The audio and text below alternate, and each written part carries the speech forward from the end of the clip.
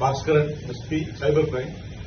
இந்த FedEx courier நம்ம DGP உத்தரவுப்படி இந்த பெடெக்ஸ் கொரியர் வந்து இப்ப ரொம்ப சீரியஸா இருக்கு. மக்கள்கிட்ட பீதியை அதிகமா உண்டு பண்ணுது. அது என்னன்னா பெடெக்ஸ் ஒரு கொரியர் சர்வீஸ். அந்த கொரியர் அது உண்மையான ஒரு கொரியர் சர்வீஸே நம்ம இருக்குது.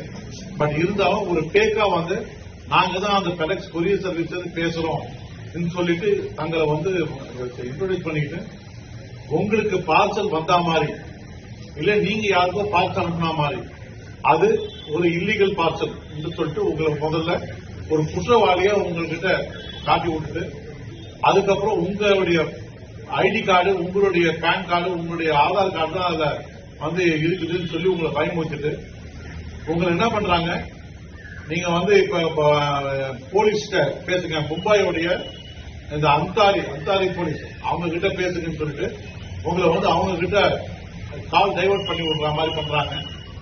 அந்த போலீஸ் என்ன பண்றாங்க, சார் நீங்க பேசுறது நான் கேள்விப்பட்டேன், நீங்க ஒன்னும் தப்பு பண்ண மாதிரி தெரியல, எதுக்கும் உங்களுடைய ஆதார் கார்டு இதெல்லாம் டீடைல்ஸ் கொடுங்கன்னு சொல்லி உங்ககிட்ட கேட்டு உங்ககிட்டயே வாங்கிக்கிறாங்க. அதுக்கப்புறம் சார் இதெல்லாம் ஒரே மாதிரி தான் இருக்குது, எனக்கு சந்தேகமா இருக்கு, நான் ஆர்பிஐ கிட்ட அனுப்புறேன் இல்ல சிபிஐ கிட்ட அனுப்புறேன் சொல்லி அங்கேயிருந்து ஒரு கால் டைவர்ட் பண்ணி அவங்க ஸ்கைப் மூலியமா உங்களை பேச வைக்கிறாங்க. அதுக்கப்புறமா சரி இந்த குற்றத்திலிருந்து உங்களை தப்பிக்க வைக்கிறதுக்கு ஏதாவது பணம் கொடுக்குறீங்களா, ஏன்னா உங்ககிட்ட இருக்கிற அக்கௌண்ட் எல்லா பேலன்ஸ் தெரிஞ்சுக்கிறாங்க. அதை அப்படியே உங்ககிட்ட இருந்து மிரட்டி உங்களை இந்த போன் கால் வந்ததுல இருந்து பணம் அவங்களுக்கு போடுறவர்களையும் உங்களை பீதியிலேயே உட்கார வைப்பாங்க. ஸ்கைப் மூலியமா நீங்க என்ன ஆக்டிவிட்டி பண்றீங்கன்றதையும் பாத்துக்கிறாங்க. சோ இது ஒரு பெரிய பீதியில பண்றதால இன்னைக்கு இந்த பெடெக்ஸ் கொரியர்ன்ற ஒரு அஃபென்ஸ் டைட்டிலே பெடெக்ஸ் கொரியர் ஆயிடுது.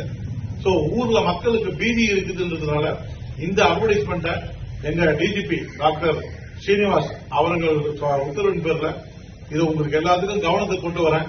இதை உங்களுக்கும் உங்களுக்கு தெரிஞ்ச உங்க சகோதர சகோதரிகள், உங்க சூழ்நிலை இருக்கிறவங்க, உங்க சமுதாயத்தில் எல்லாருக்குமே இதை சொல்லுங்க.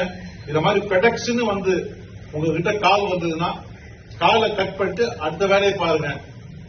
அதுக்கு செவி சாய்க்காதீங்கன்றதுதான் எங்களுடைய வேண்டுகோள். நன்றி, வணக்கம்.